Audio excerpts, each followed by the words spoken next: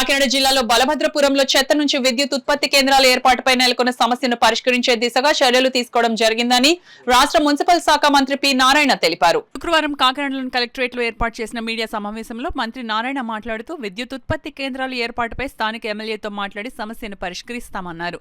గత ప్రభుత్వం చేసిన అవకతవకల వల్ల రెవెన్యూ సమస్యలు వస్తున్నాయని, ప్రభుత్వం దృష్టికి వస్తున్న సమస్యల్లో 80% రెవెన్యూ సమస్యలు ఉంటున్నాయని మంత్రి పేర్కొన్నారు. ప్రతి నెల ఎమ్మెల్యేలు అధికారులతో సమావేశం నిర్వహించడం జరుగుతుందని మంత్రి నారాయణ స్పష్టం చేశారు. చిన్న వాళ్ళు కూడా చిన్న హౌసెస్ కూడా ఇస్తున్నారు.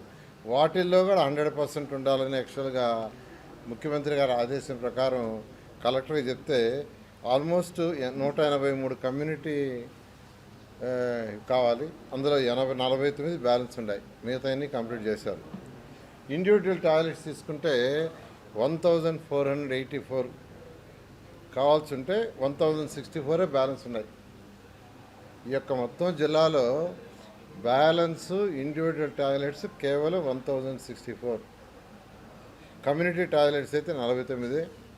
వాటి మీద అవి కూడా చేసి 100% ఓడిఎఫ్ ఉండేటట్టుగా చేయమని చెప్పడం జరిగింది. అదేవిధంగా అగ్రికల్చర్లో మన రాష్ట్రంలో ఈరోజు 65% అగ్రికల్చర్ ఆధారపడి ఉన్నారు. ముఖ్యమంత్రి గారు ఒకటే అంటారు, పెస్టిసైడ్స్ ఒకప్పుడు మాన్యువల్గా కొట్టేవాడు, ఇప్పుడు కూడా కొడుతున్నారు. కానీ డ్రోన్లు వచ్చేసినాయి. డ్రోన్లు టెక్నాలజీ వాడి పెస్టిసైడ్స్ కానీ కొడితే తక్కువ క్వాంటిటీతో ఎక్కువ బెనిఫిట్ జరుగుతుంది అనే దాంతో యాక్చువల్గా దాని మీద ఫోకస్ చేసి అగ్రికల్చర్ యూనివర్సిటీ వాళ్ళందరికీ ఇన్స్ట్రక్షన్ ఇచ్చారు. ఈ జిల్లాలో కూడా 250 ఎకరాలు యాక్చువల్గా దాని మీద ట్రయల్ చేశారు. దానివల్ల కూడా ఎకరాకి దాదాపు 3000 బెనిఫిట్ వస్తుందని యాక్చువల్గా ఆ యొక్క 250 ఎకరాలకు ఎవరైతే కన్సల్టెంట్ చేశారో వాడు చెప్పారు. దాని మీద ఆ రైతుల్ని పిలిచి కలెక్టర్ గారిని ఆ రైతుల్ని పిలిచి వాళ్ళతో డిస్కస్ చేయమని చెప్పాను. ఈ విధంగా డిస్కస్ చేసిన ఇన్ఫర్మేషను అగ్రికల్చర్ యూనివర్సిటీ వాళ్ళకి కూడా ఇస్తే వాళ్ళు చేసే రీసెర్చ్ ప్రాక్టికల్గా ఫీల్డ్ మీద జరిగేది చూసుకొని దాని మీద ఎక్కువ డ్రోన్స్ని ప్రభుత్వమే సబ్సిడీలో ఇచ్చేదానికి చేస్తామని ముఖ్యమంత్రి గారు చెప్పారు. ఆ విధంగా ఇది ముందుకు పోతుంది. అదేవిధంగా న్యాచురల్ ఫార్మ్కి ఎక్కువ ఇంపార్టెన్స్ ఇస్తున్నారు.